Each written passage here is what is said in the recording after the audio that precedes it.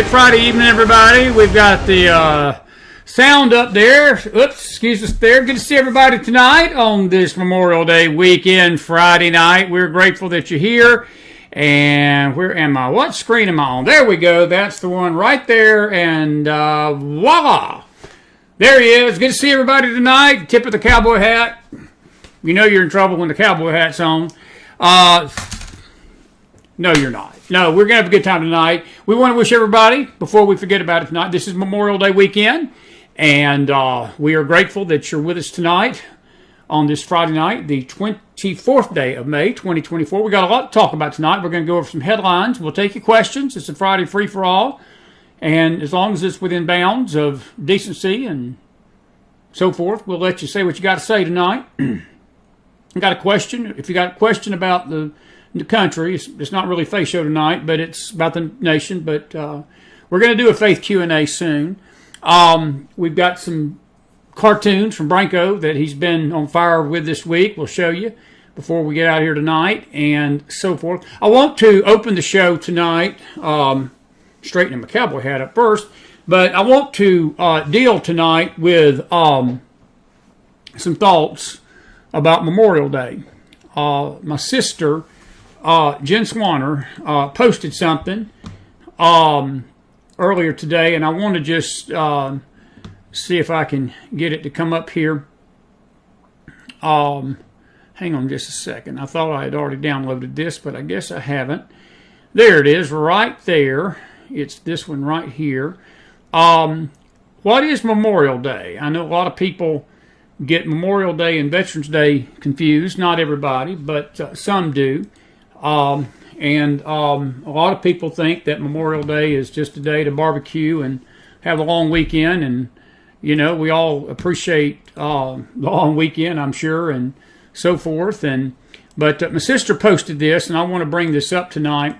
It's honoring our heroes, but not just our heroes. She says, greater love if no man than this, that someone laid down his life for his friends. And Memorial Day is when we honor those that have died in service.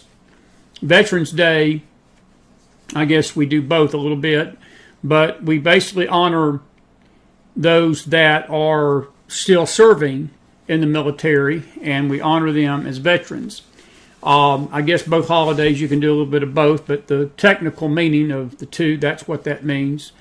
And this weekend, when you're barbecuing and having a good time with your families, and I hope you do, I hope you stay off that internet and enjoy some time with each other out there. We don't do that enough. That's one of the things that is really disturbing me a lot with our nation right now. We don't talk to each other no more. You know, I remember a time when I was growing up in Atlanta, Georgia. We had a moment on the weekends every Friday night. My dear buddy Frank Whitmire, he's an adult now. He's got kids and grandkids of his own like I do. But we were just 6, 7, 8-year-old kids. And every Friday night, Mom and Dad would carry us across the street. We'd sit on their porch one Friday night. They'd come sit on ours the next. And we'd have other neighbors in that little neighborhood near Mantis Street in Atlanta that we just fellowship with. And I had some ball buddies that we played baseball with at the Little League, and they lived right down the road from me. And we were at a time of the country that Todd and I, at night, even when it was dusk, they were about a half block down the road, and Mom and Daddy had no problem with us walking down there to see them and walking back. It was just a different time. We can't do that today. I wouldn't trust my kid to walk to the mailbox if it's 10 feet in front of my house by himself right now. But it was a different time. In our nation, we cared about each other. Of course, cell phones wasn't in place, and computers and laptops and TV and Instagram and TikTok and Facebook and Twitter and all this other mess that consumes our time and our effort and our energy now. But we talked to each other. And in talking to each other, we respected our nation. We respected each other. We got to know each other. We didn't base our opinion on each other based upon what somebody posted about somebody or what somebody said about somebody. We got to know people. Even as a young child, I remember those nights. I remember that, and I miss those days badly. I see my neighbors from time to time, and I wave at them and talk to them. I try to. But even in this community, we don't have a lot of interaction with each other. And their faces, and we pass in the daytime, throw a hand up, but I don't know them. And it's just a different era that we lived in. But you say, well, what does this have to do with Memorial Day? Because the America that we grew up in, the freedoms that we had, that we cherished and we respected and we didn't take for granted then, that we do tonight, was not paid for freely. These freedoms just didn't fall out of heaven. This nation was founded with the Revolutionary War, and when patriots got tired of the tyrannical rule of Britain, and these colonists rebelled against King George, and they basically took that tea and they threw it into the Boston Tea Harbor and said, blank you, we're not paying tax on this tea. And it started a series of events that this nation was birthed. And look, the colonies had been in existence for a while, and God was at the forefront of the colonies, and there were different religions that were probably at work, and there was a lot of issues with the colonies. If you read some of the history of Jamestown and Virginia and other colonies that were out there, men are still fallen, and there were issues with the founding of our nation. But God had his hand from the beginning in the formation of America. And through the years, the blood of fallen soldiers that have died to keep us free through the Revolutionary War, the War of 1812, the Civil War, sadly, when we fought each other. And it's sad because the only war that's ever been fought literally on this soil in these 270 plus years of our existence has been a time when we fought each other. It's a sad footnote to our country that we couldn't see slavery as an evil, and it took a man by the name of Abraham Lincoln to see what was evil, and he said, I am not going to tolerate it, and he was willing to fight to free the slaves, just like George Washington and others in those colonies was willing to fight with their life to free us from Britain rule. There's a spiritual lesson in that tonight, because Jesus Christ 2,000 years ago, he died to make men free from the bondages of Satan. Every price, every freedom that man has ever gained has come through usually the death of somebody else to pay for that freedom. And you move on into history. We had the Civil War of 1861 to 65, and the slaves were freed. Lincoln paid with it with his life. He got assassinated right after the Civil War. That fateful night at that theater with him and his wife, and he got shot. And then you move on into the industrial age of the 1900s. America got drawn into World War I. My granddaddy, McDonald, was a veteran of World War I. And he served. It was a short war, but it was a very bloody war. Millions died over, and you heard Brad talk about it last night. One bullet set in motion the whole world being set on fire. It was an assassination of the Archbishop of Serbia, or Austria, I should say, and Germany, and the powers, Russia and America and Germany, all took sides, and we went to fighting. And people died. And then we had other skirmishes. And then we had really the greatest threat to our freedom arose in the person of Adolf Hitler in the 1930s, when Germany was basically thumbing their nose at the Treaty of Versailles that had put a lot of restrictions on them because they started World War I, and the Allies said, we're not going to let you do it again, and they cut off Germany's money to make weapons. And in doing so, it crippled basically the German economy. And Hitler and his people found a way to tap into this nationalism to tell the Germans that we can bring you back. We'll bring you back to preeminence.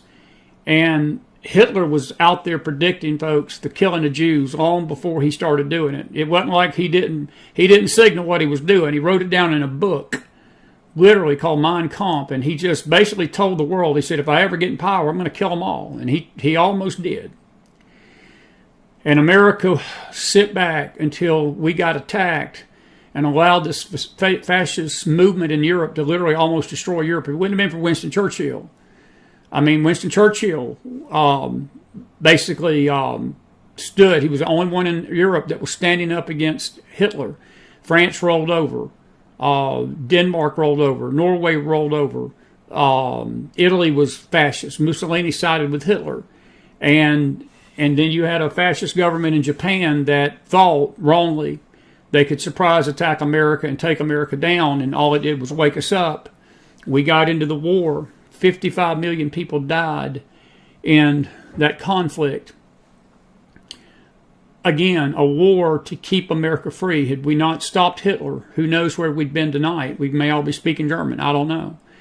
But Dwight Eisenhower and these allies and Churchill and Stalin, even though Stalin was a communist, Stalin stood with the Allies for the most part. I don't think the Allies trusted him too much. There's a story that, I don't know if you've ever seen that famous picture of Churchill, Franklin Roosevelt, and Stalin sitting on that stage. I think it was Rotterdam in the Netherlands, and they were sitting there and making decisions to do D-Day.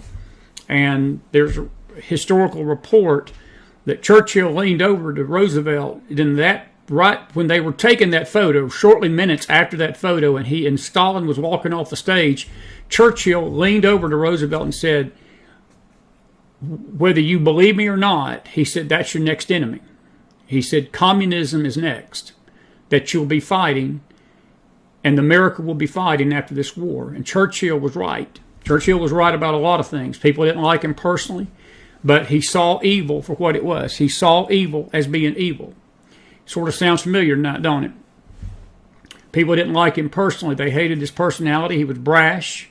He was rude to people at times, but he spoke truth. And the world didn't listen to him until it was too late. 55 million lay dead, and 6 million Jews lay dead in the wake of the world's ignoring warnings from Churchill months, years before Hitler ever did what he did. He told the world, he told Britain, this man's about to plunge us into war, and they wouldn't listen. And Franklin Delano Roosevelt died. Truman comes into power. We stopped the Second World War with the atomic bomb at Nagasaki and Hiroshima. And again, American lives were lost to preserve freedom on the earth, to keep Europe free, to keep America free from this fascist threat that the world really up to that point had not seen, at least since America had been in existence. And we paid for that freedom by blood, by blood, by blood. And as we got into the 50s, after the World War, communism began to arise on the earth, and it began to become very ugly and very, very deadly.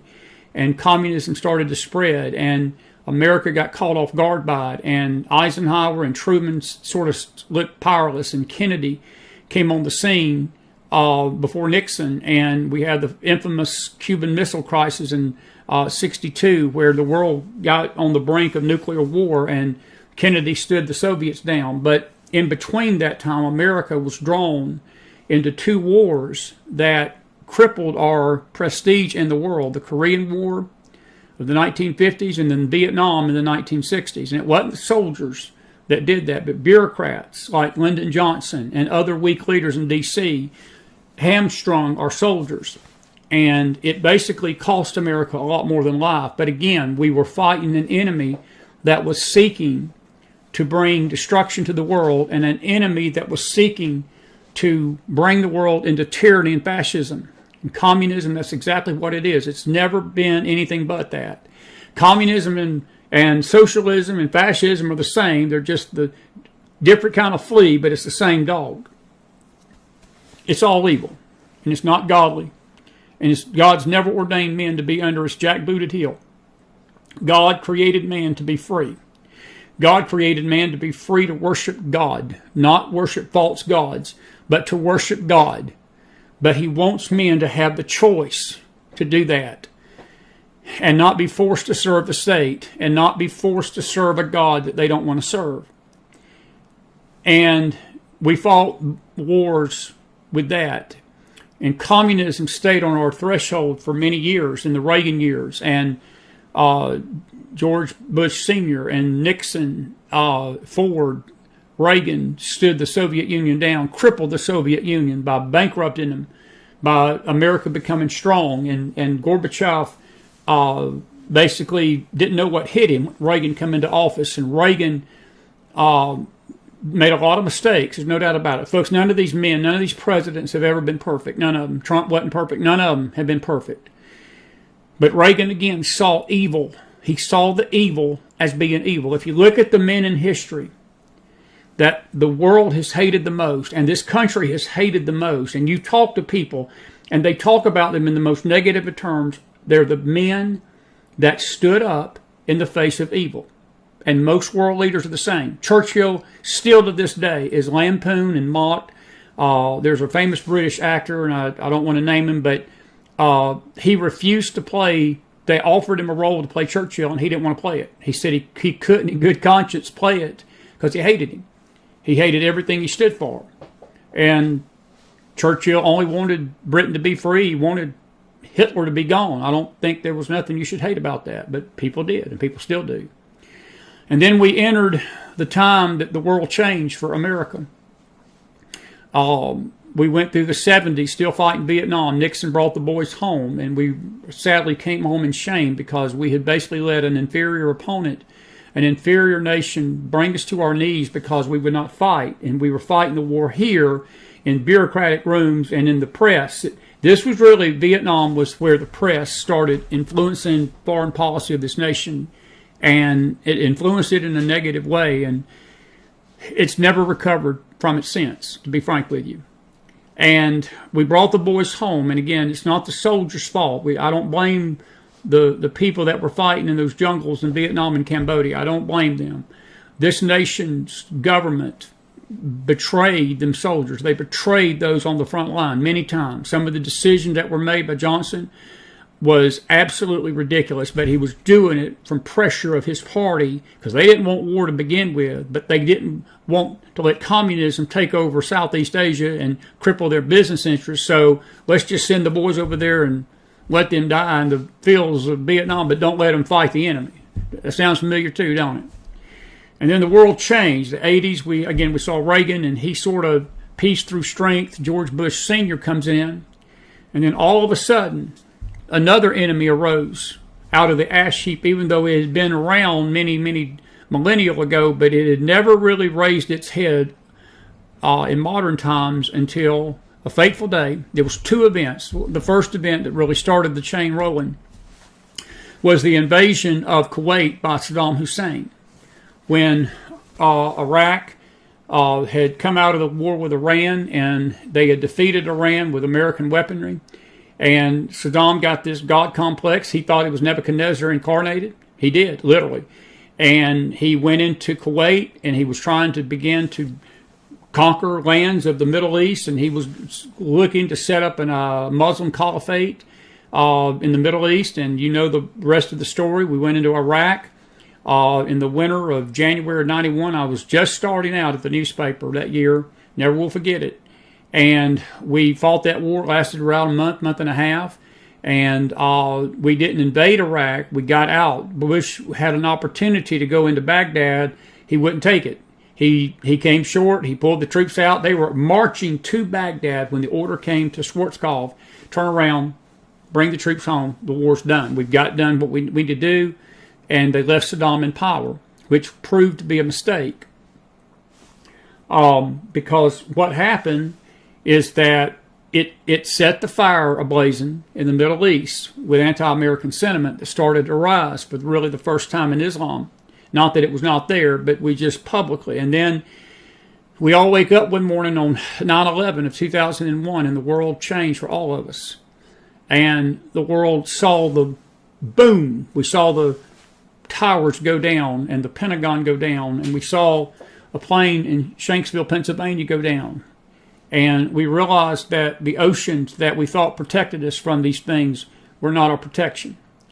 And we fought two wars after that. We went into Iraq and Afghanistan. We went into Afghanistan in 2002. We went into Iraq in 2003. Multiple thousands of Americans perished in those wars. Many men are lame to this day from those wars. And we've seen nothing but bloodshed. And we've seen all of these conflicts, folks, have a common denominator. They were fought to keep America free from tyranny, whether it was communism, whether it was fascism, whether it was from Islamic jihadism. And we're still fighting this war tonight. But sadly, what has happened, that war has turned inward. And I don't want to get into the political weeds of it tonight, but what I'm trying to bring to our memory tonight is this weekend, when you're flipping that hot dog on the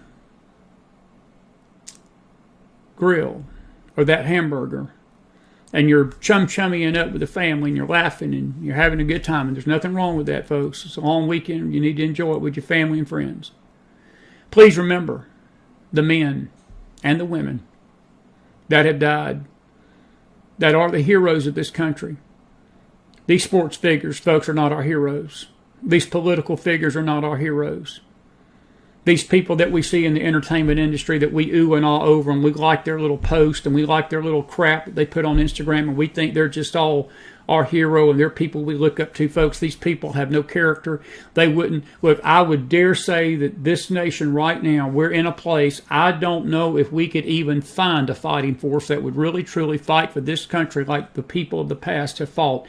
And God forbid we go to war tonight with this administration in place, because I can tell you right now, I don't know what's going to happen. If that happened, I can guarantee you this generation does not know what it means to fight with character. They have no character. They have no inkling of what they're fighting for. And a lot of them that are even in the military hate the country.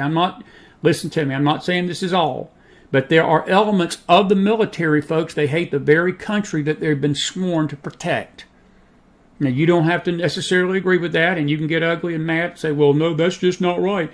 Let me tell you something, folks. There are people in high places in all branches of that military tonight that have gone so woke.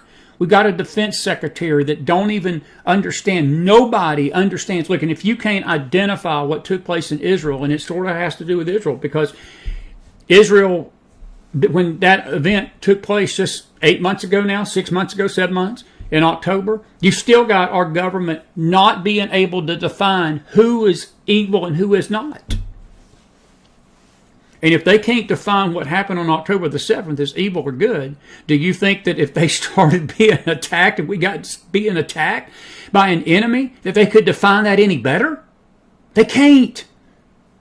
This generation of kids, folks, this generation of young people, they've been taught to hate their country. We were not taught to hate America when I was growing up. I was taught to respect America. Look, I love the Lord first. He is my first love. I love my family second. But I love my country. I don't worship my country, but I love my nation. That's why I'm on this network every night fighting for it, neighbor. I'm not pulling guns out and that what kind of fight. I'm not talking about that kind of fight. I'm fighting to keep people encouraged and grounded and let them know what's going on in this country, that we know how to pray and how we fight in the spirit and how we fight for it with our kids and through our youngins. I was talking to a dear friend today, and we were talking about our kids, and our kids are similar, going through some similar things, and we were talking about this, how that they have been fed so much garbage. And it's not just the school system, folks. Let's just be blunt with each other tonight. It's this godless church system that is over America that has fed a lot of it to these kids as well. It's not just the school system. I know we like to make the school system the boogeyman, and we say, well, they heard that this all happened when they took prayer out of the schools. No, this all happened when they took prayer out of the church. And they took prayer out of the homes because we stopped praying.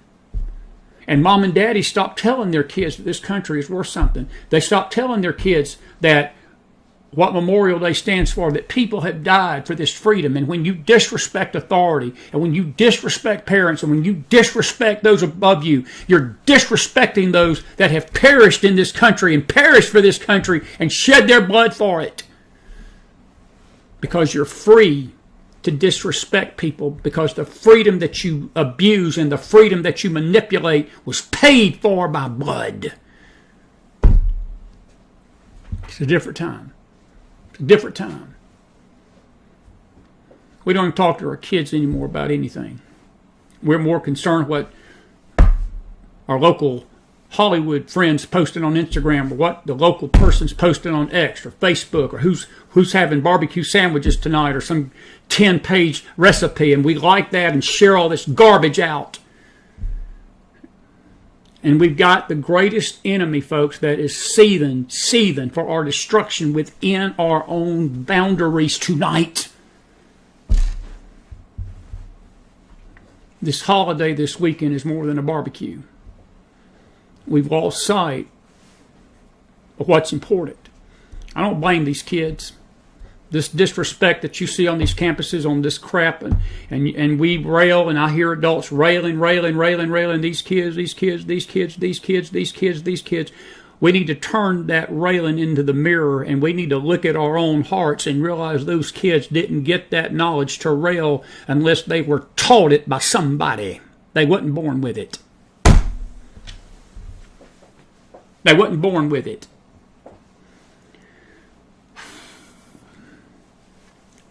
The real heroes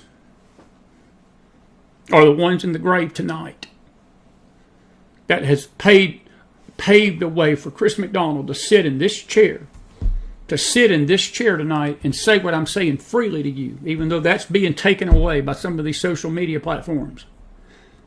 Can't even say what I want to on YouTube anymore. Can't say what I want to. There's a lot more I would say, but I know there's certain levels, even tonight, that I have to watch, because if you don't, your channel's gone and sanctions are issued at you and they start targeting you and saying all sorts of crap. Folks, listen to me. Do you not think that the men and women of the past, do you not believe their blood is crying to us from the ground tonight? Do you not think they would turn over in their grave to see the America they died for? Because, see, they believed in something that was bigger than themselves. They were willing to give up their life for their nation, and many of them stood in the way of harm's way for their families and their children they knew they would never see again. And do you think that if they looked at the country that they died for tonight, that they'd be proud of it? No. They wouldn't. They wouldn't. We can't even get kids to do the Pledge of Allegiance in the classroom without some kind of nutcase lawyer suing the school for saying the Pledge of Allegiance. We can't read the Bible to our kids in a kindergarten class or a first grade class, scared somebody is going to sue the school system. I tell you what, you go in there and read the Quran to them, they won't say a word to you. Read them some satanic book, some witchcraft book, show them pornography, teach them transgenders are normal, teach them that that's normal and heterosexuality is abnormal. You got no problem. Ain't will be no lawsuit about that. Try to read the Bible to the kids in the school and see what happens. Try to even mention the Bible. You know, there was a time about 15 years ago, roughly, it was in the late 2006, 2005 time, one of my kids was in school. I got invited to her high school class, and I was blown away. She told the stepdaughter, she told the teacher, said, my stepdad's a minister, and he said, give me his number. And he called me up out of the blue one day. He said, would you mind coming and speaking to our kids about the Bible? And I said, did I hear you right? Are you sure about that? I said, are you seriously asking me to come to a high school? And I didn't mind it. I was excited. I said, they don't allow that. He said, I don't care what they allow and don't allow. He said, I'm not going to be here next year anyway, so I'm going to go out with a bang. So I went in there and was allowed to share faith with a bunch of 10th graders. I couldn't do that right now if I wanted to. But if I wanted to share some kind of Wiccan witchcraft, dumb foolery stuff, they'd let me in a heartbeat. If I was to go in there and tell them that Trump was bad and a man marrying a man's normal and killing a baby's normal and you free to do everything you want to and disrespect your parents and sue your parents and sue authority, don't obey the cops. If I wanted to go and say them that, they'd welcome me with open arms. They'd welcome me with open arms. It's not the America, folks, that we died for. It's not the America these heroes died for. It's just not. It's sad. It's sad. Now, these opinions are mine tonight. It is the McFiles. I've always said it very gently, but I'll say it again tonight with a little force, folks. This is the McFiles, not the you-files. These opinions are mine. But I stand behind them. And I don't blink standing behind them. You know, I wear this shirt. I love these patriotic shirts. And there's not a time that I don't wear it. Somebody walks up to me and says, "Mister, we love your shirt. Thank you. Thank you for putting the red, white, and blue and being proud of it." Somebody walked by my house today, and I've got a flag out front. And I got a little Jesus loves you sign. They said, "Mister, this is your house?" And I said, "Yes, it is." And they said, "We walk by here every day, and we see your little sign, Jesus loves you, and we see your red, white, and blue out there." And they said, "Thank you so much for not being ashamed of Jesus, and thank you so much for not being ashamed of your country." It's not the America that our heroes died for tonight, folks. And it sickens me to know that we have taken all this stuff for granted, and we forget them, and we just toss our freedoms aside like a bag of chips. And their blood is screaming to us tonight from the ground that they didn't pay for what we're giving them tonight. They didn't pay for this country to turn into the country it's turned into. They died that America might be free and not run by tyrants. And not run by tyrants and woke fools. All right. I said my piece. That's your thought on this Memorial Day weekend. When you're cooking your hamburgers and your hot dogs, please remember why you're cooking and why you're free to cook. All right. Now, I got a few things I want to share with you tonight. I didn't mean to go so long with that, but that's a pretty good intro. I wanted to tell you a couple of stories before we get into the cartoons by Branko, and then I'm going to take your questions and comments on Memorial Day tonight. Did you hear about this? This was, as you know, most of you know, President Trump was in the Bronx yesterday. I was proud of him. He went, you talking about going into the enemy's territory. He went into the enemy's lair. I mean, you can't get no more blue than New York City. And I hear all the New Yorkers out there saying, "Amen, McDonald." "Amen, Mac." But Trump wasn't scared to go into the devil's lair. He had about 25,000. I know that wasn't much considering other crowds he's had, but I tell you what, for blue New York City, I thought it was like 100,000 to me. That's like 100,000. But he basically told New York what all Republicans should have been telling New York forever, that you got a choice other than this liberal turd hole that you're voting for every time. Well, the governor of New York, Miss Kathy Hochul, took a shot, not at Trump. All slanderers and liars always do what she's doing. She didn't go after Trump. She went after his listeners and his followers. And she went on CNN, and all people with no class and people of low character and people that have no moral clarity do this, what she did. I want you to watch this tape, and I want you to listen up. This is Catherine Hochul yesterday. It's a short clip, but it's worth your listening, because this is how they feel about you out there. Not just Trump, but you that support Trump. Roll the tape. Well, I'll tell you what won't make a difference at all, Jake, and that is for Donald Trump to be the ringleader of and invite all his clowns to a place like the Bronx. New York will never, ever support Donald. Did you hear what she called you? Kathy Hochul called you all clowns that support Donald Trump. Let me play that back. This is on CNN last night.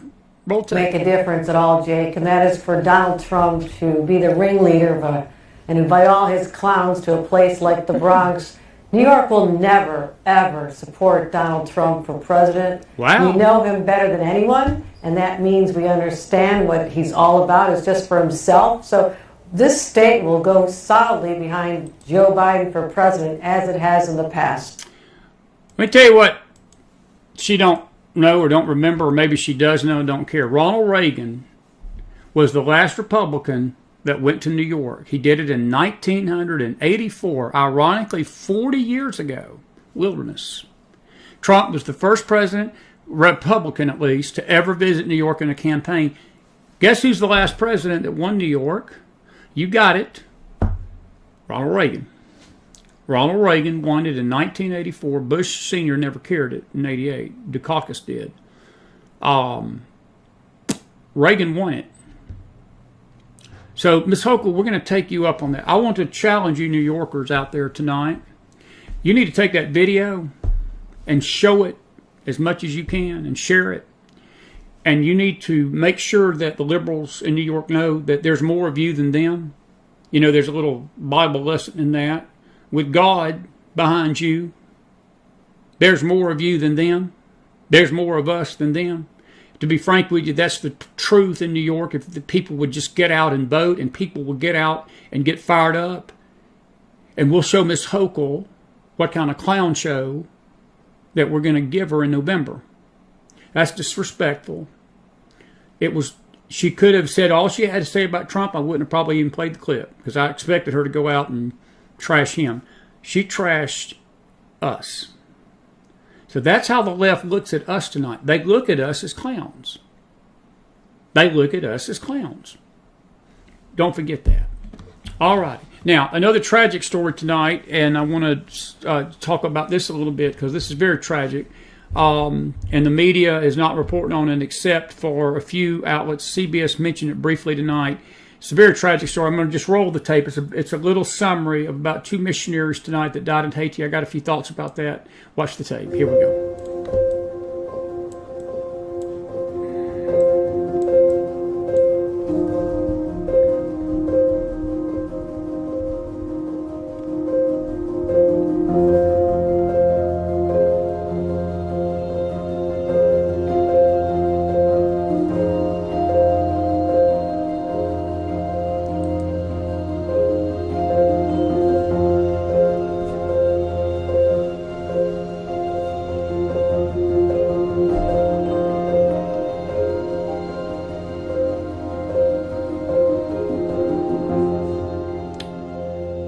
Haiti.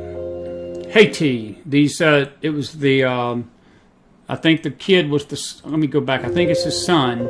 Yeah, his daughter, actually. The daughter was the representative from Missouri's daughter, and the son-in-law were full-time missionaries down in Haiti tonight, and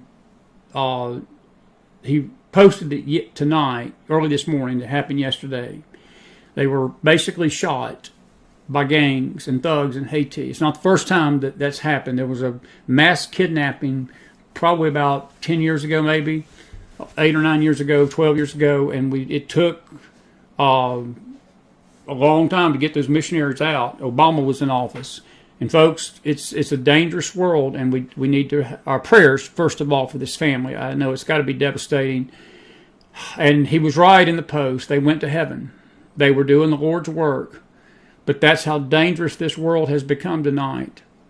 And the gospel is under attack like it's never been under attack. And our prayers for this beautiful family, the memory of those two. And all I can say is we need to pray for all of our missionaries tonight around the globe. We just need to pray for all of our missionaries around the globe because it's a very dangerous time. Now, your screen is going to go black. I've got a few news stories I want to share with you tonight, and I promise we're going to be with you for another 25, 30 minutes. We're not going nowhere just yet. It's Friday night. You ain't got nothing to do anyway. Listen to me rant. Not a bad exchange. So let me see what I got here. Let me post a few stories that I want to post. I want to actually remind you tonight that we've got a Telegram room. A lot of these stories are on there. I want to show you this. This caught my attention tonight out of Gateway Pundit, and the head of Hamas basically is congratulating, of all things, those college protesters, those lovely college protesters, for being part of the flood to annihilate the Jews. And this is Kahil Mashal officially thanks student protesters at American universities for their protest. and anti-Israel encampments, and for their participation in the Al-Aqsa flood war. Immediately following the October 7th Hamas terrorist attacks against civilians, Michel called for a global Muslim uprising in support of Palestine. He emphasized the need for Muslims to sacrifice and carry out jihad, including a willingness to offer their blood and souls to advance the Palestinian cause. Let me come back over here and say something about that tonight. You know, it's a sad footnote tonight, since we're talking about Memorial Day. The jihadists, they're willing to die for their cause, to kill innocent people. They have no problem strapping a bomb on them and killing others in the name of Allah. No problem whatsoever. And Michal here, he's thanking all you cabbage for brain, numbskull, idiotic, moronic, spoiled brat, needing your ass whipped by parents, kids out there that are holding from the river to the sea signs up and putting Intifada on banners and hanging them down on college campuses. And he's also thanking you college professors and college presidents tonight that don't have the brains of an ant not to see that as being bad and putting a stop to it, and expelling these kids and kicking their butts back to the house and sending their college bill back home with them to mom and daddy instead of letting the government pay for it and anybody else paying for it, by the way. Send their college bill with you when you do it. Okay? Well, you're being thanked tonight by the head of Hamas. So I hope you're proud of yourself. I hope you're proud of yourself. And see, these jihadist folks, they don't care. They don't care about life. They're willing to die for their cause. Most Americans ain't willing to die for theirs. Most Christians are not willing to die for theirs. And I'm not saying that to put guilt trips on anybody, folks. Look, this is the conflict that we're in tonight. I firmly believe we are headed for a clash of unprecedented proportions between this force behind this group and America.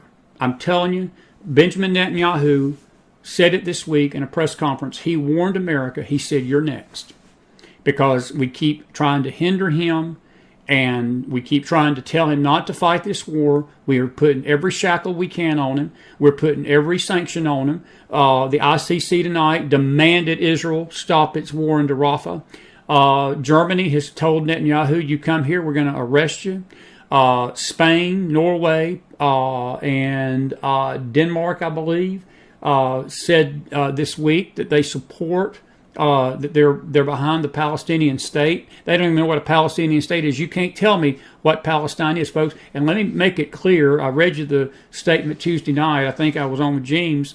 And when the ICC claimed that Israel should stop interfering in the state of Palestine, there is no state of Palestine tonight, folks. It's just a bunch of lies. It's a bunch of slanderous lies against the Jews. It's slander. It's nothing but slanderous lies. But this is what the media does. It's what the world does. It's what leaders do. But I want you kids, you college kids, in case some of you punks are listening tonight, and your parents are listening to me, I hope you're proud of yourself. This is the McFile Friday Night Free-For-All. I put free-for-all in here, so it's a free-for-all. I hope you're proud. Where's James R. when I need him? So he could say it in a James R. kind of way. James R. would like to air the color of my shirt. Chris is giving the sanctified, sanitized version of it tonight. But I hope you're proud of yourself.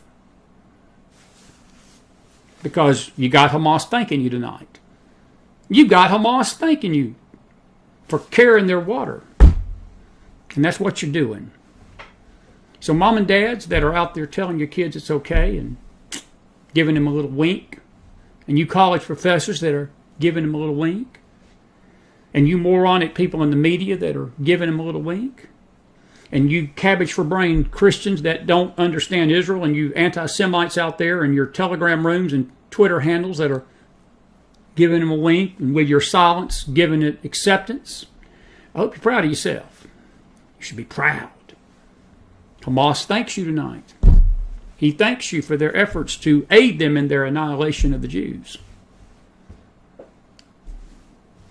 That thumbs up ain't a good one. I want to put something else up, but this is a family show.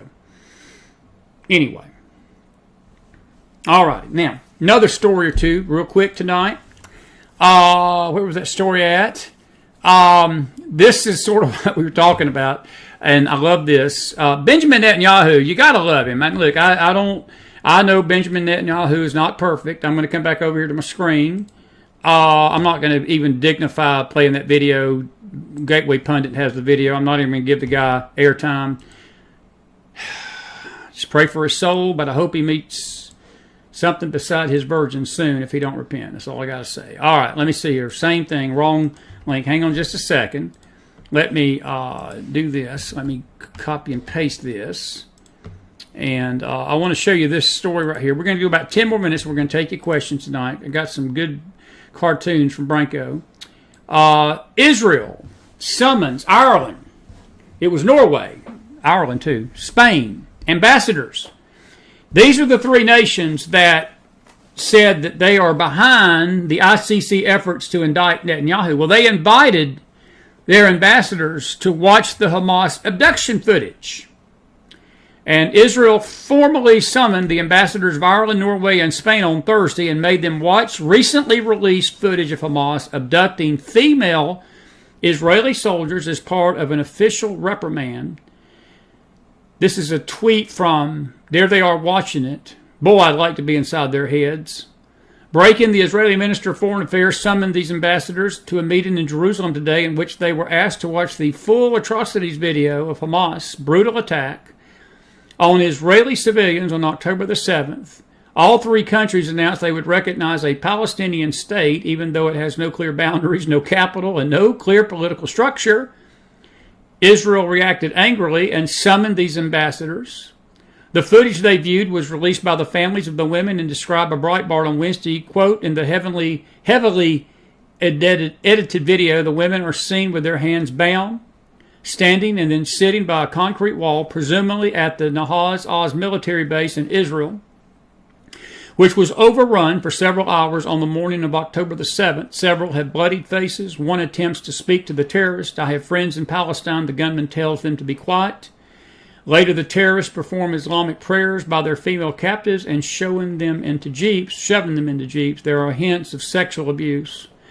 One of the terrorists says, get this folks, according to the subtitles, that the Israeli captives are women who can get pregnant. Another says to a bloodied, battered female Israeli hostage, you are so beautiful. An Israeli government spokesman noted Wednesday that Ireland, Spain, and Norway had all been neutral during the Second World War. Folks, I'm going to tell you something. There is no worse term than neutral. As Jews were being murdered by Nazis, and that is so true. Those three nations did not enter into any kind of effort to stop Hitler from killing the Jews. And they're going to be silent tonight in Hamas's efforts to kill the Jews. Smoke up, Ireland, Norway, and Spain. I hope you enjoyed the video. And I don't mean that in a kind way. I'm a little fired up tonight, folks. Friday free-for-all. It's Memorial Day weekend. It's Memorial Day weekend. All right. All righty. They should have been summoned. And they should have been rebuked. Couple of other things. There's a lot of things that we can talk about tonight. I'm running out of time. I went a little bit longer. This is something that's very troubling too tonight. Another Breitbart story. It's not about Israel, but it's a troubling trend that's happening too. And I don't know if you've heard about this. I'll put this up. We're going to cover the missionary story next week more. The two kids that got killed. But a pro-life grandmother, get this folks, was sentenced to 2 years in prison, 24 months, for a 2020 D.C. abortion clinic protest. There she is right there. An eighth pro-life activist was sentenced on Wednesday under the Freedom of Access, the Clinic's Entrance, FACE Act, and conspiracy against rights for an abortion clinic protest in Washington, D.C. in October of 2020. Heather Adoni, she's my age, 59, was sentenced to 24 months in prison with credit for the 9 months she has already served, being found guilty in August of 23, the Department of Justice said, reported, and announced. 7 other pro-life activists were sentenced to years in federal prison last week for protesting at the Washington Surgery Clinic in Washington, D.C., an abortion clinic infamous for late-term abortions. Progressive anti-abortion uprising PAAU activist Lauren Handy, 30, was sentenced to 57 months, folks. Think about this. 57 months in federal prison with credit for the 9 months she had already spent in jail. John Henshaw, 69, was sentenced to 21 months. William Goodman, 54, sentenced to 27 months, both with credit for time served, according to the DOJ. Paulette is a 75-year-old Catholic nurse, wife, mother, grandmother, and a secular Franciscan. She has been a pro-life sidewalk counselor for decades in Boston. She joined the October 2020 traditional rescue at the Washington Surgery Clinic and was arrested. She was put on trial in 2023 for the FACE Act, which claims she and her pro-life co-defendants, quote, denied the rights of others by blocking access to abortion.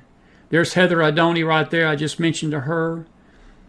And there's others. Late Wednesday, 42-year-old Jonathan Darnell, an Iraq war veteran who served 2 tours, was sentenced to 34 months behind bars. Herb Gardy, 27-year-old pro-life atheist. He don't believe in God, but he believes in life, was sentenced to 27 months in prison. Gene Marshall, 74, was sentenced to 24 months. Folks, these are people that are in their 70s. And Joan Bell, 76, was sentenced to 27 months. According to the DOJ. Another activist, Paulette Harlow, I just showed you her site. She's going to be sentenced in late May, could be next week, this coming week. She's scheduled for sentencing in July for different FACE Act charges related to a different abortion clinic protest here in my state of Tennessee. A 10th activist, Jay Smith, was sentenced to 10 months in prison in March of 23. Last week, House Republicans sent a letter to the U.S. Marshal Service and the Federal Bureau of Prisons raising concern about reports that Marshall and Idoni were allegedly mistreated in jail while awaiting sentencing. Good luck with that. They aren't going to do nothing about that. President Joe Biden's Department of Justice brought conspiracy against rights and freedom of access to clinic entrances act charges against the pro-life activists in March of 22 for the protest, which carried a maximum prison sentence of 11 years. And $350,000 in fines. The 9 activists besides Smith were found guilty in 2 separate trials in August and September and were immediately taken to jail to await sentencing. The FACE Act prohibits threats of force, obstruction of property, damage intended to interfere with reproductive health services, while conspiracy against rights, a charge that carries a 10-year prison sentence, makes it unlawful for 2 or more persons to agree to injure, threaten, intimidate a person in the U.S. in the free exercise or enjoyment. I want you to look at that word right there, folks. Enjoyment. Look at this.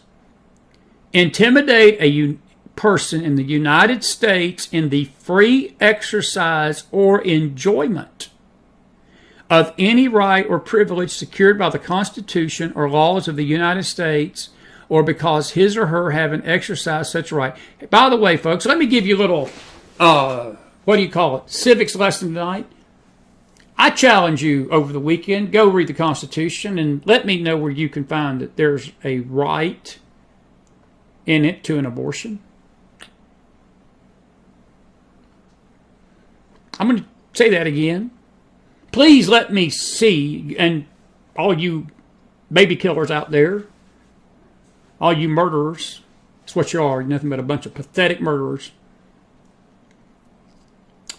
Find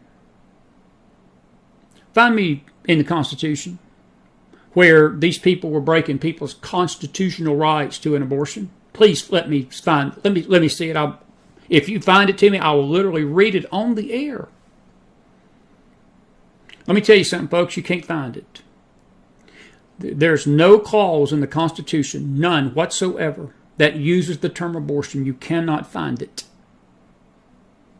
That is a made-up lie by the media. That is a laid-up lie by the Department of Justice. They have used the civil rights stuff, but that term enjoyment should send a chill up your back, because basically what they're saying, enjoy yourself. Go kill your babies. We'll protect you. It's enjoyment. It's enjoyment. Do you know that murderers tonight, folks, plain, cold-blooded murderers, get 6 months sometimes in prison? By the way, Mosley, mayor of Baltimore, that was found guilty of sin for lying to a jury and mortgage fraud that defrauded millions, hundreds of thousands of dollars from people that she borrowed money from. You know how much jail time she got tonight? She was supposed to be sentenced today. Let me tell you how much time she got. None. Let's try for double jeopardy. Let's try for double jeopardy. Alex, if you start adding up all those months, folks, that these pro-life activists got, you're talking 6 years, 7, 8 years. It's unreal. Probably more than that. I would say probably more than the 10 years if you add them all. But the crazy thing is you've got 76-year-old grandmothers, 74-year-old grandmothers, 60-year-old people, 70-year-old getting 2 to 3 years, 4 years in prison. One lady got 5 years in prison. For what? For what? For what? Standing on a sidewalk, holding probably a Bible up or a sign that says, "Don't kill your baby." And I hear this crap all the time. Well, these pro-life people block the entrance into the abortion clinic. How do they block it? Can't you walk around them?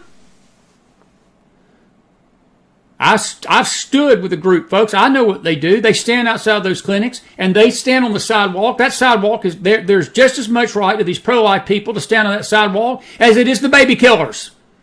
That's not how the government sees it. That's not how the government sees it.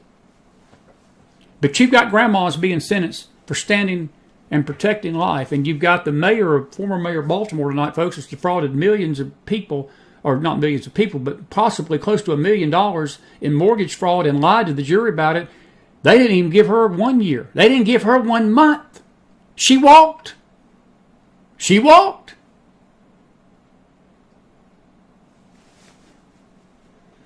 It's not the America that these people have died for, our heroes tonight. Not the same America. Our justice system has fallen in the street.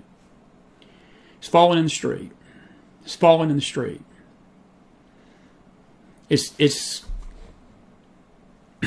I'm trying to hold my cool. I'm trying to hold my cool. I'm trying to hold my cool. Trying to hold my cool. Let's see here. One other quick thing, and then we're going to take your questions. I got something to say about the World Health Organization. I'm going to save that till next week. China story next week. By the way, I do want to say I'm not going to show the story, but if you're going to the doctor and your doctor has UCLA on his medical license, just a friendly piece of McFile advice, I wouldn't just be getting a second opinion. I'd be getting me a second doctor. Did you hear the story tonight? Half the UCLA medical class failed their exams, but they were passed by the college. Failed the exam, but they gave them their medical license anyway. Elon Musk, think what you want about Elon, but he's like, people are going to die from this. And they are going to die from this. So check your doctor's credentials. Just a friendly piece of McFile Memorial Day weekend advice. Because, anyway. All right. Now, let me go do my Branko. Let me give you a few Branko cartoons, and I'm going to talk to you tonight. Not that I haven't been talking to you already, but I'm really going to talk to you in a minute. Here's Branko. This is Mr. Garland, who's part of this justice being basically tossed in the street. I will protect this building and its people while he burns the Constitution of the United States. By the way, he's behind these people, the pro-life activists going to jail. His Department of Justice is what's doing it. Same Department of Justice that told Mosley, no jail time for you. No jail time for you. Oh, where's James R. when I need him? Where's James R. when I need him? We've got the Jewish face. We have got the Jewish face of Hamas. We've got the Jewish face of Hamas. Anyway. And folks, please save your comments. Let me do the talking tonight until we get to the questions. I don't need 6 preachers in the chat. I love you, but we're going to let you have your say in a minute. You go, girl. By the way, this is Branko's take on the debate thing. We're watching democracy die in darkness. Oh! No debate in Minnesota. It's more than dying in darkness that's already died, my friend. Here's Branko on the Pope's comments. We talked about these comments. Woe to those who call good evil. The Pope's got his finger in his ear. Pope Francis is listening to the... See, he's got his... Did you notice Branko's brilliance here? He's not listening to Jesus. See that? That's Branko's brilliance. You got to look at his cartoon. He's the best. He's listening to the devil, who says conservatism is suicidal. Well done, Tony. Well done, Tony. I love that. Perfect. Perfect. And one more here tonight. This was his take on the debate. Joe Biden's debate anytime, any place. No live audience. RFK banned. Trump mic muted while Biden speaks. Only hosted by NPR, CNN, MSNBC, ABC, or CBS. No Fox. Moderated by a Democrat-aligned reporter. Trump says, I like those odds. That's what Tony's take on it is. I wouldn't do it, but President Trump, I guess he thinks he knows what he's doing. So I don't know. But that's Tony Branko's cartoons this week. That's the best cartoon of the bunch right there. That's perfect. You got to look at the ear. Look at the ear. He's got his finger. Got his finger in his ear. Got his finger in his ear. Bernie. Imbecile. Another imbecile. Anyway. All right. Now, I've got other little things I want to show you tonight. And then I promise, just bear with me. We ain't going nowhere tonight. We got time to let you chime in and chit-chat and chime and whatever you want to do. It's free for all Friday. But just wait till I finish before you do it. I think Jason Miller sent me this. Jason Miller is the man. And I'm going to get in trouble. Miller, you're going to get me in trouble for this. I'm just saying. I'm going to get in trouble for this one. Breaking!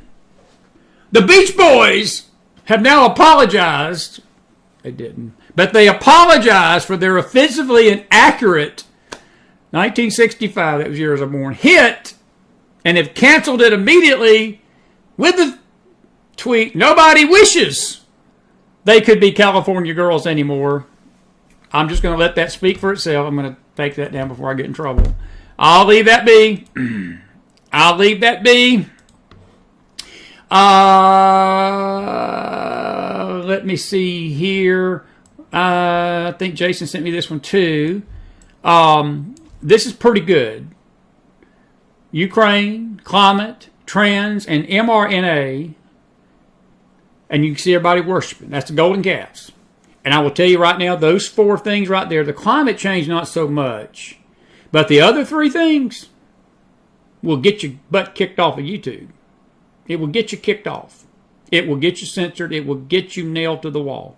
Because they're protecting their golden calves. Well done, Miller. Well done. Let me see here if I can find a few others here. Hang on just a second. Let me do this real quick. I've got a few others that I'm trying to find. I had them in a folder. Let me just send this to myself real quick here. Give me 1 minute. And we got some good stuff to show you too tonight. Not just the bad stuff. I was going through my closet today, by the way, and I found my bear hats and my Elmer Fudd hats. I just haven't had fun lately. We're going to have to break the fun hats out on Friday night. That's all I got to say. And anyway, but a couple more, and then we're going to take your questions. Just hang in there. It's just 10:11. We're in good shape.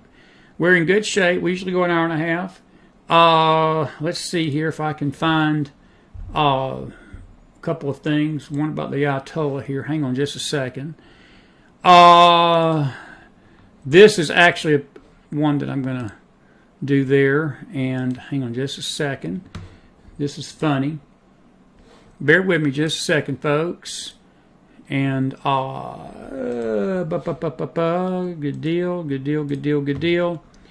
And let's see here, downloads. Well, those didn't download. Wrong format. Anyway, let me show you this one, and we're going to take your questions. This is a portrait that somebody did, I think, sometime back. I want to say this is Thomas Nesbitt, one of the greatest patriotic artists we've got, really, in our modern time. I love this picture. I've always relished this. I've seen these in art galleries. This one right here. This is George Washington kneeling down. And I don't know if you've ever heard about his prayer and what happened to him that night that he was praying for the nation. It was right before the Christmas crossing of the Delaware, where the Americans, if I can be blunt, basically crossed the Delaware, the frozen, may have been the Potomac, but they crossed the frozen Potomac, Delaware River, and slit the throats of the British on Christmas night. If you don't think Americans were dedicated to freedom, George Washington led that expedition. You've seen the picture of him in the boat. Well, that was Christmas night. He was basically going to slit the throats of a bunch of British. But anyway, shortly after that little expedition, he prayed. And there's a prayer, I think it's called the Prayer of Valley Forge. God appeared to him with an angel that night, according to tradition. And I don't doubt it. But he told Washington the nation would lose its way at the end. He told Washington the nation would fight 3 world wars. And he basically told Washington that the 3rd World War would be the one that would take us under. Now, I'm not going to get into whether you have to believe that and whether you don't. It's tradition. We don't know. I wasn't there in 1776, contrary to what people think how old I am. But I've read that prayer, and a lot of the things that the Lord warned Washington the nation would fall into, we have. Greed, avarice, division. He said the nation would be divided at the end. It's divided as we've ever been tonight. We need to pray for our country on this Memorial Day. Our first leader, our first president prayed for us at the beginning. Probably behoove us all to pray for us, pray for each other at the end. All right? All right. Now, I know you've been biting at the bit out there. I'll get these other pictures. We're going to do another one of these next week. I like doing these new shows. I know some of you like the guests, some of you like the news. I like them both, but I like talking to you and running my mouth. I like talking and running my mouth. Are you all grateful you're with us tonight? First of all, put some fire in that house. And let's see, if you got a comment or a question tonight about any topic, what's your thoughts? We'll start. I tell you what we'll do. We'll start. Good to see everybody on Facebook. Good to see everybody in X tonight. We got a decent crowd in both. We got almost 200 folks, and that's really good for Friday night. So we're grateful for you here. And give it a minute. Let this thing refresh so I can see the chat again. This chat goes dark on me. If you've got, make sure to like, folks, our network. And if you've not subscribed to us, please hit that subscribe button. I will tell you that Facebook has really been, not Facebook. Facebook, I'm not talking to you. I'm talking to YouTubers. Be sure to subscribe. A lot of folks have told me, I thought we would subscribe, but they unsubscribed me. And I don't know what's going on. I can't control the notifications. Sometime in the fall, we're going back to Rumble. Just bear with me. We're trying to get some things organized to go back to Rumble, BitChute, and all that. It's going to take time to build that audience up, but we catch 22. We can't moderate any comments over there, but we can at least say what we got to say without fear of being kicked off. But here on YouTube, you can't say what you want to say, but I can, if I get any craziness in the chat, I can address it. So it's just sort of, we're working on that. Anyway, all right. Anyway. McFiles Telegram War Room. What is your comments on the stories we've talked about tonight? Let's talk about these pro-lifers. Comments. Somebody, I see some of the comments. that it's not there in the Constitution. This is the writing on the wall. It is. It's not shocking. Of course, it's not shocking. Please subscribe to our news network tonight and like this show. It helps us, folks. Click on those notifications. You need to check them every day. But let me just say this about the notifications, folks. I know that we're sort of sometimes harem-scarum on the time. I can tell you, unless you get a direct notice from us on Facebook, we're on Monday, Tuesday, Wednesday, Thursday, Friday nights. We are normally on 9 o'clock Eastern. There are some of my guests that are in different time zones across the country. I have to go sometimes early. Sometimes I got to go late. I have to sort of maneuver sometimes within a 2-hour time frame to help them be on when they can, because some of them are just unable to go because sometimes it's their dinner time if they got family obligations and we have to do it. We're trying to do some recording beforehand. We had to do that with Ricky Monday night. But you can be sure we will always be on the news network. The only exception is Wednesday nights. Wednesday is our faith night. We don't air on the news network unless it's something that I feel like the news network needs to hear. We're on, if we have a faith guest, at 6 o'clock. And then our Wednesday night Bible study is always at 8 or 8:30. But we try to get on at 8, usually. And again, unless something happens. I know we're trying to work on getting more of a set schedule. I cannot promise you we can do that. But I hear this all the time. Well, I don't know what time you're on. Well, Chris don't either. Can I tell you? Chris don't either. And I'm the host of the show. But I'm giving you a general time that we're on. And I know that some of you come in late and you say, well, I didn't know he was on. And I apologize for that. I can't fix that right now. I'm trying to. But just know 8 or 9, usually every night. And unless it's something really major, we're on at 9. I like to go at 8 sometimes, but a lot of this, because Brad can't go on late. James can come on 12 midnight. Like Magdalene used to be able to come on late. She can't anymore. And other guests have to go a little earlier. I like the 9 o'clock time frame because it's really the prime time listening time on YouTube, and we get the better audience when we go later. These late night crowds are better than even the regular crowd. Okay? So, just know that. Now, Sunday mornings, 10 o'clock, that's going to be changing. I'm not sure what we're going to do just yet. And Sunday night, if we have a Bible study on Sunday night, 6. Those shows are on the Faith Network, okay? We have a Saturday night gospel sing every now and then, and that sort of fluctuates around 8 o'clock. We hadn't had one in a long time, and I'm missing those, and we need to get back to doing those this summer and all. And there are times when I feel like the headlines are important enough that we do double features, and if we do a double feature, we're going to start at 8, and that'll give us an hour to prepare for the 10:30 show or 11. Because we do go late at night sometimes for the West Coast folks. And sometimes the headlines of the day are so important that we just feel like we need to come on. So please understand, I can't control what YouTube does and what it don't. I can't control them sending you notifications. We keep the shows up, except the ones I feel like they would yank in 10 seconds if they can. But we're doing the best we can. I don't have a big staff here. I don't have people that can do whatever. We got some moderators that are precious, and they know who they are. All of them do their part, and they're doing the best they can to keep you notified as to the time. But just know that's the general time frame that we're on.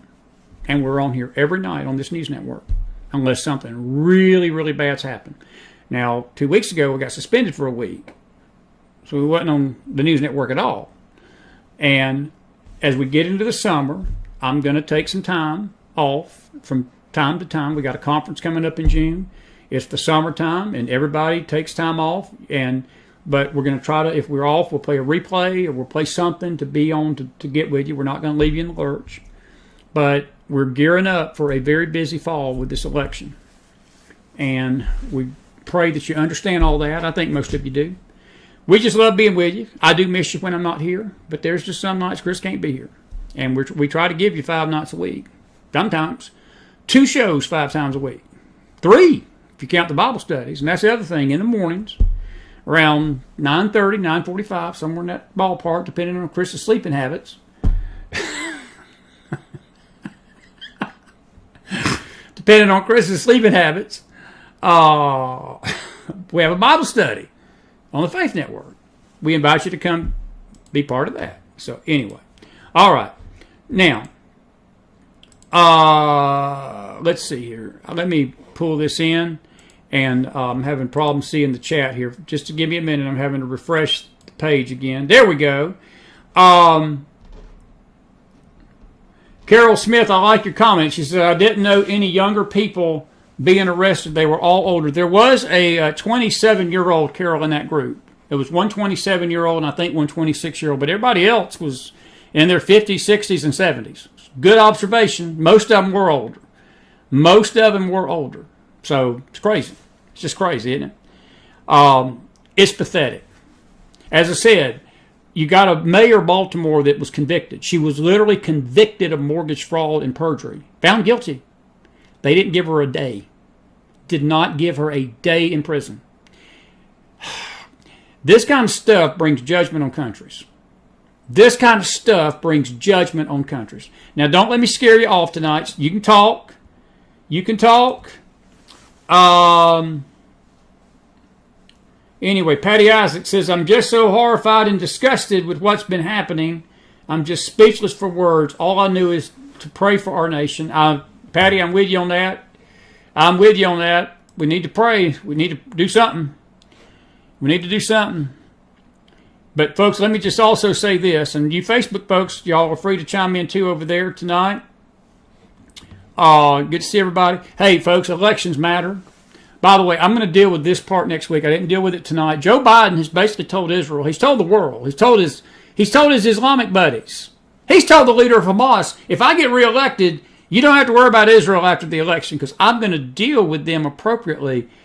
And, folks, I'm going to tell you something. There's a lot that's hanging on this election in November. I'm telling you, I'm not saying that it's the death or end of America if this goes the wrong way, but I'm telling you something. Even the language right now that Biden is threatening, it's scary stuff to me. It's scary stuff. And he's basically telling the Muslims, get me in if you let me get elected or help me get elected or I get elected. I will deal with Israel after the election. And he means it. He means it. And he will. Not good to look for our country. Patty, your comments are right. Your comments are right. Anybody in Facebook want to chime in tonight?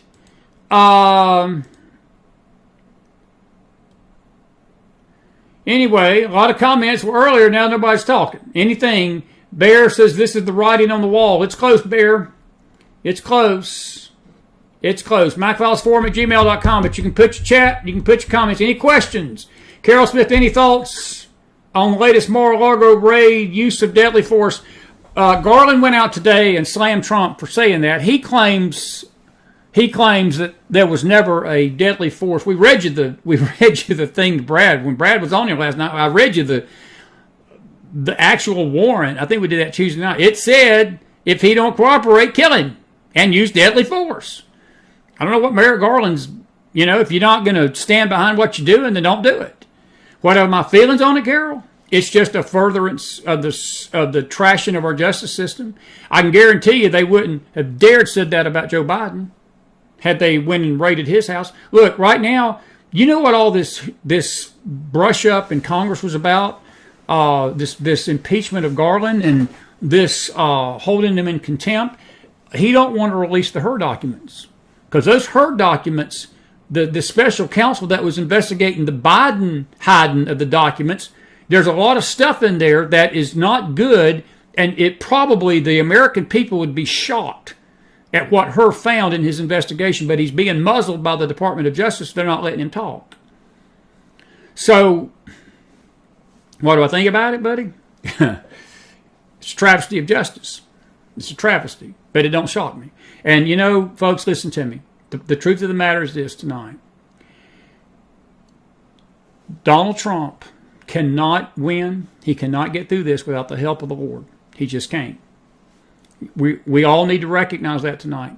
And my only concern with him is that I get this feeling. Now, he's not, I do sense a humility in him this go around that was not there in 2020. I hope that continues. He's going to need to be as humble and as willing to understand he needs God's grace through this. I pray he does, because I'm voting for him no matter what, but I just pray that he understands that, because the forces that are against him tonight are as dark and deep as I've seen them ever be against a man. They are so scared of him. I've never seen the left go to the extremes that they've gone to against a candidate like him. And look, folks, it's all or nothing. I mean, it's likely if he don't win in 28, he ain't running in 24. He ain't running again in 28. He just ain't. And by that time, I don't even think we'll have a country. I mean, I don't know what's going to happen in those next 4 years, but it's all coming down to November. It's all coming down to November. Rosemary says, why do you think the Dems are not worried about Joe not being on the presidential ballots? Rosemary, they are. They fought to keep him on Ohio's ballot, and Governor DeWine today basically caved to the left, and he put Joe Biden on the ballot despite him not meeting the requirements and the registration time to get on the ballot. They put him on there anyway. I don't think that look, why are they not worried about it? I wouldn't go that far to say they're not worried about it. Folks, look, was it James Akers last night or Brad? One of them said this: in a fair fight and a fair election, Trump wins 80-20. And I've always said that. I've got a troubled heart about this upcoming election, just like I had a troubled heart in 2020, because they've not played their ace card yet. It's out there. It's out there, and it's coming. So, I don't know. But Rosemary, I wouldn't say that they're scared, but your point is well taken, because I don't think that, I put it like this: it would probably make me feel better if they were more upset about him not being on the ballot, but I think there's a part of the Democratic Party that don't want him as a candidate. And that may be the issue too, that they may be hoping he don't get put on the ballot and nobody got to vote for him, because there's a lot of Democrats that don't like Joe Biden. And they see the handwriting. Barry, you're speaking of the handwriting on the wall tonight. They see the handwriting on the wall. But they're going to vote for him. They don't care how bad and senile he is, folks. They could care less. They hate Trump so bad that they would let the country go to live in hell before they'd vote for Donald Trump. And there's a lot of Christian believers that would do the same thing, by the way, sadly, and to their eternal shame, because they can't stand his tweets. Wow. Such maturity. Such maturity. Such maturity. Any other questions tonight? We're running out of time now. We got about 3-4 minutes. Anything? It's good to see everybody. Roger Hooker says the Democrat left has a firm grip on every agency and institution in America, for the White House to the judicial system, education, corporate America, Wall Street, and in many cases and places the church. If the American people don't stand against the destruction of our country, soon it may be too late. Don't expect your congressmen or senators to help. They sold out long ago. Sad to say, many Republicans are no better. And I'm with you, Roger. Well said, my friend. Well said. Your opinion is well taken. And on a Free-for-All Friday, it's well stated, and I agree with everything you said. I agree with everything you said. I think the scary thing is, look, we both believe we got to stand up to it. I guess the $1 million elephant in the room and the question by most people is how. Because what you just described, it makes it almost impossible to stand up, because they control everything. They control this internet. They control this media. They control the avenue of thought. Look, X is the last frontier. People can think what they want to of Elon Musk, but Elon does not censor most content unless it's a threatening murder. I mean, if somebody's threatening somebody's life or something like that, he has to step in and do it, and I agree with that. There's very few platforms out there left without censorship. They just are. So they control it all. But I think how we stand, Roger, is we really, the way we stand is how we kneel. That's how we stand. That's how we stand, buddy. It's when we kneel. That's their only hope right now. And voting, staying on top of your local elections, staying on top of the issues. That's why this show is here. We're trying our best to do that every night, every week, to let you know what's going on out there. It's not easy sometimes, but we do it. And your point's well taken. I couldn't have stated it better. And you're right. If we're looking for the Republicans to rescue us, our backsides are in trouble. Our backsides are in trouble. Elaine Willard, she said something here. She says, Chris, I would like to say that last night's show with Brad and James was the best ever. It was over the top. We are now going to hold you to beat every show from now on. Thank you, Elaine. Thank you. Thank you. I appreciate that. Naomi McFarland, it's a good point. I think it's perfectly said. She says, it's okay to burn your city, but not okay to stand up for the babies. It's a sad day for America. Naomi, that's a great point. That is a great point. Naomi, it's okay to kill people.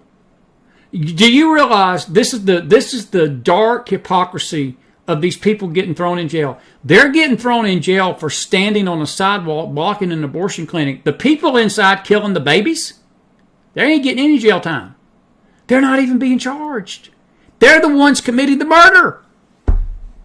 Look, this 76-year-old grandma, folks, who gets 27 months, that's 2 years and 3 months. That lady she'll be 77, 78 years old when she gets out. And if she survives prison, I mean, think about a 76-year-old grandmother in a woman's prison. And they've already claimed that they were mistreated in jail. Some of these people, folks, are not going to survive. Let me tell you something. That's the kind of stuff that brings God's judgment on a government and a nation. That's apostasy, folks. This is apostasy when things are done like this. And there is no remedy for apostasy except judgment. None. That's rejection of light. And that should send a chill up our backs. Angela Knight, I feel the same way, Mr. Chris. I feel martial law will be called for something or try to take him out in a permanent way. It really scares me. Angela, you know, I'm with you. I'm not going to go as far as to say the other because that's the second I say it, somebody's going to take those comments and twist them. But I will tell you this. I've thought about that.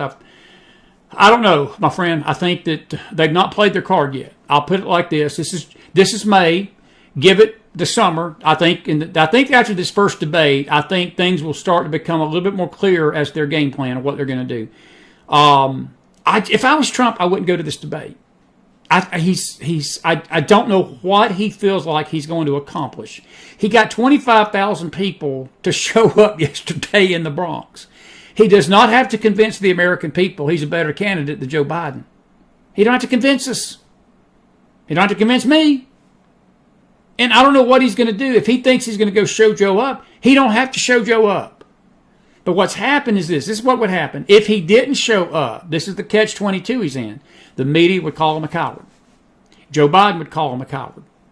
They tie his hands, blindfold him, and say, well, if you don't come into this arena and do this, you're a coward. That's his quandrum. It's not a good place to be. But personally, if I was him, I would let him call me every name in the book. I wouldn't go because he's not going to get helped by it. It's only going to hurt him. That's just my opinion. My opinion.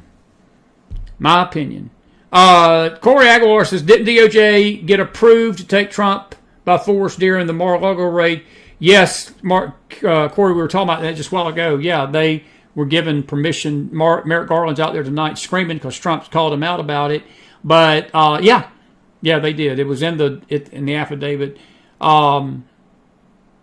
Travesty of justice. Travesty of justice. That's all I got to say. Roger Hooker says, Chris, your guests have been top-notch, but my favorite show was you teaching on forgiveness. Touched me deeply. Thank you. Well, Roger, thank you. We do that as one of our Bible studies, and we appreciate that. All of you, all your comments are good. We appreciate that. Let's see if anybody in YouTube's got something to say. Joe's not going to debate. They'll put Newsom or Michelle Obama in.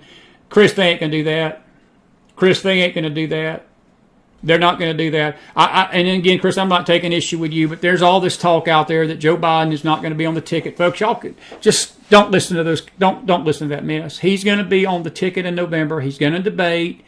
They're not going to put Newsom up there. They're not going to put Michelle Obama up there. They're not going to do any of that. I don't know who's putting that out there, but just no.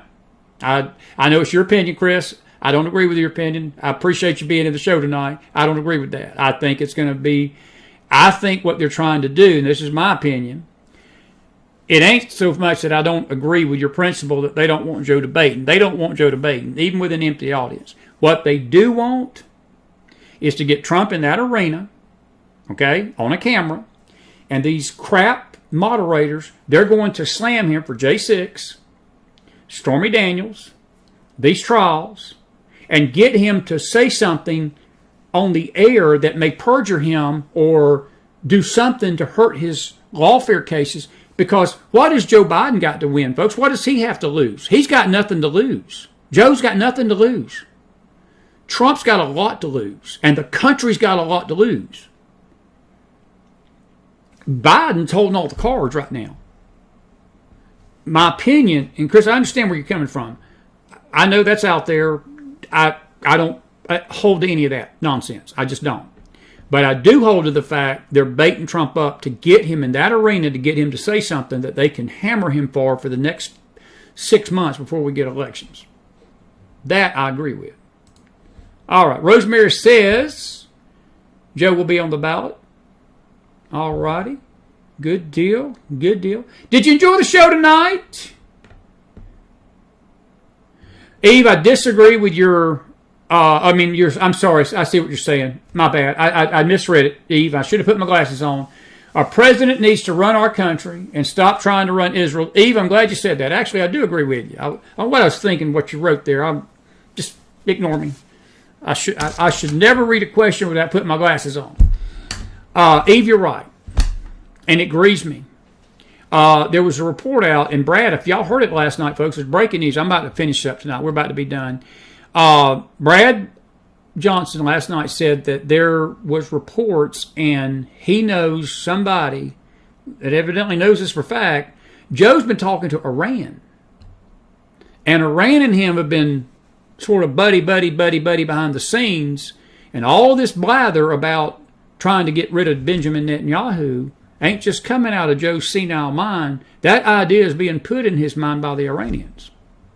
I'm with you 1,000%, friend. 1,000%. Joe needs to keep his nose out of Israel's business. He's got enough problems in this country. He can't even run America. He can't even close our own border. I'm going to say this, folks, what Netanyahu told us this week, and I feel it. I feel he's right. We're next. We're next. And when this happens to America, you're going to see a whole different reaction than what you're seeing tonight. I'm telling you, folks. If something like this would have been 30 to 40,000 people. When you look at the percentage of people that died on October the 7th in Israel, and you bring that into a population of 350 million people, it'd been like somebody killing 30 to 40,000 people of our citizens in terrorist attacks. Staggering. Staggering. Staggering. Staggering. All right. Did you enjoy the show tonight? I'm going to get out of here on this Saturday night. Dennis Floyd said Trump should have stuck to it when he said Biden would have to have a drug test. For sure, Biden would have backed out. Dennis, I don't think he would have backed out, but he should have stuck to it and made him take one. I'll agree with that, but Biden ain't going to back out. Look, I just think that, who was it? Doc Holliday in that movie Tombstone, My Hypocrisy Knows No Bounds. Well, the Democrats' hypocrisy knows no bounds, Dennis. And Joe Biden's arrogance knows no bounds, and their arrogance is going to be their downfall. But I don't think he'd have backed out. I don't think he would have backed out. I think Trump's point about is he going to be juiced up, that I agree with. That I agree with, Dennis. That I agree with Dennis Floyd. Good to see you tonight. Folks, let me tell you, I love this country. I love this country. I love America. I love you all tonight. Thank you for being here with me tonight on this Friday night. If you got something out of the show, put some fire to that house. Please remember us, folks, in your giving. There's ways to give, several ways to give. P.O. Box 50942, Knoxville, Tennessee. I forgot the city. Yeah, Knoxville. I don't live in Knoxville, but that's where P.O. Box is. P.O. Box 50942. Oh, the price of being famous and stupid. Oh, I'm sorry. The price of doing so many shows. I shouldn't say that. P.O. Box 50942, Knoxville, Tennessee, 37950. Thank you for your donations. We need them. We're going on radio in the summertime. K-Star Radio, we're doing this. That's why I like these formats, because this is getting me trained to do these new shows like this, because this will all be audio. And it'd be better because they won't be able to read my face, because I have to make these faces when I read some of this stuff. They won't be able to do it on radio. They'll just hear my voice. Anyway, are you grateful you've been with us tonight? Thank you all for being with us. Put some fire in that house. I love you all. We thank you so much. Good questions, good statements tonight. And 2024 has been on fire here. Thank you, Bear. Thank you, dear. Thank you. I really thank you for that. What's the most uplifting story I read this week? Cedric, I hadn't read many. My heart breaks for these pro-lifers, and my heart breaks for these missionaries, folks. We're gonna follow this missionary story more next week. I'm sure a lot of things are going to come out. Haiti is a haven of devils. It's just it's a haven of devils, and to be a missionary down there tonight, folks, it's dangerous. And we need to pray for those that are trying to spread the gospel of Jesus to these people. I mean, it's brutal, and these kids are young. It's tragic. But the pro-life stuff bothers me even deeper. It's not that I'm not upset about the loss of life. I am about those kids. But my heart is grieved over what's been done to these pro-life grandmoms. And when murderers don't even get 6 months. And a lying, fraudulent, stealing mayor of Baltimore gets 0 for lying to the jury and committing mortgage fraud up to the tune of $150,000 to $250,000, $250,000. Somebody got screwed out of. No time. No time. And by the way, the people that are killing the babies, the doctors, the mothers, no time. Not even charged. That's apostasy. That's apostasy. That's apostasy and darkness. And there's no remedy for that except judgment. There's no remedy for that unless that's repented of except judgment. All right. I love you.